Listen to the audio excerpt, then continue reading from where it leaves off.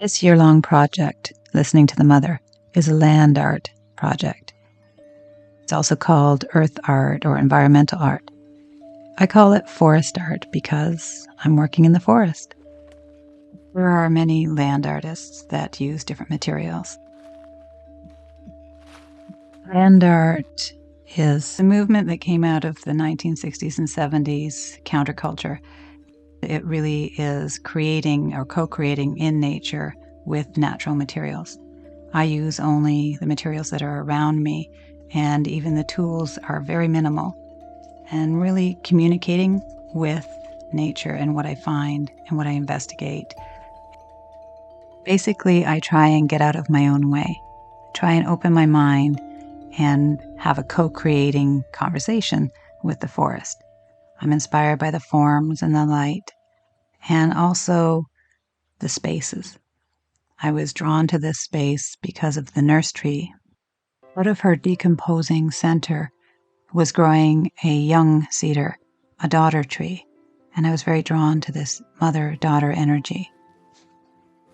I really tuned in. I took some time to introduce myself to the space and to that whole living ecosystem. I began to gather materials and let the materials and the space begin to tell me a story rather than trying to make materials do something for me.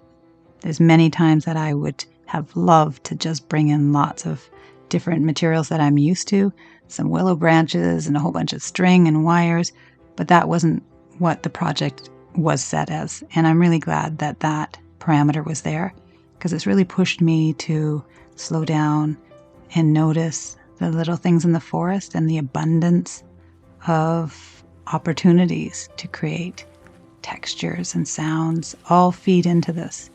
And yet, nourishment was the center. I didn't want to bring anything in that wasn't already there or that could nourish the forest instead of imposing something that they would have to, the forest and all the life forces in the forest would have to deal with later after I left.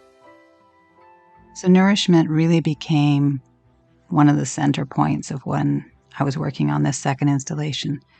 The whole project is called Listening to the Mother, and it was that sense of nourishment, of wisdom. But this was also specifically, the second installation was the nourishment energy between mother and daughter and how that was expressed in nature, not just human nature, but in forest nature in a mother-daughter way. I decided that I would work with salal. There's an abundance in the forest, and it's very resilient and very malleable. I wove the salal into the curved branches of the daughter tree. As she rose up into the sky, a lot of her branches bowed down into curves that reminded me of baskets or maybe cradles. And I didn't really know exactly where I was going, but I wondered what she would be catching, what she would be gathering in these baskets. So I made 3 in her branches, just taking my time and weaving the salal and then the marsh rushes that were close by. Baskets are known through all different cultures, all different times, as something that primarily women would work with to gather nourishment, items to gift. And this really came to mind as I slowly began to weave the rushes and the salal. And the branches were so fragrant, and the light began to dance with the movement of the branches. I was reminded of the stories of generations past, of different cultures, of ancient peoples, ancient mothers handing baskets to their daughters, and what they were full of. Wisdoms, understandings. And that's when I began with the idea that from the mother would come wisdoms, would come knowledge. for the daughter to collect in the basket. But how would I do that?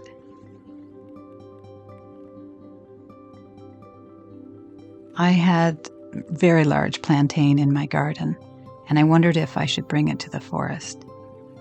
And I consulted with the forest, the trees. They were all for that communication, not just listening to the mother, but bringing part of my story there too. And I brought the plantain, making sure it had no negative effects in the forest, and made string or thread out of the sinews and the veins. And then I had some undyed paper from my art studio, and I just added water and mushed them into paper mache balls, just without the glue. Everything could decompose. Everything could be nourishing. I hung all these strands of balls of paper and plantain thread and let the wind carry them, just to move them and see how they would fall. What would it look like? And it took a lot to hang each strand. But I was surprised that the plantain was as strong and resilient as it was. Once I had them lifted into the trees and I had lots of different strands coming down, each filling baskets but not quite touching, I felt that there was something there of the feeling that I had when listening to the mother speak of the daughter, of her stories, both good and bad, that she would like to give to the daughter so that her daughter may bring that knowledge into her future. So that's what the theme became, gathering, mother-daughter. And that's what I titled it, Gathering.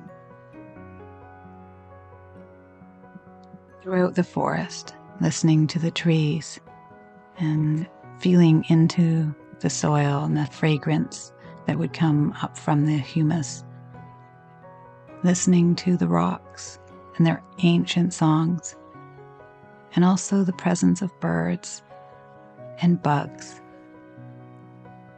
It was all a symphony of nourishment and knowledge, a cycle of lives and living systems.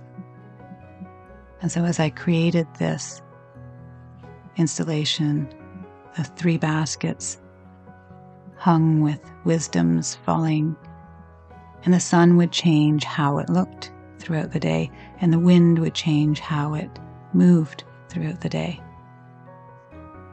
After a week away, one time I came back and I found one of the strands of wisdoms had fallen into the basket. It had been suspended. And as much as I wanted to fix it, it wasn't for me to fix. These are ephemeral works. They're transient. They will change. They will decompose, just like lives of trees and people and wisdom.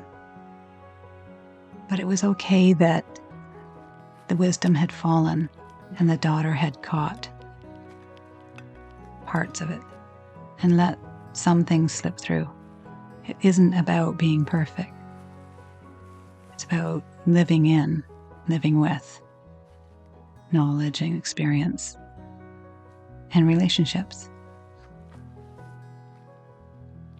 I came back through the trail a few weeks after ending the installation, and it was still standing.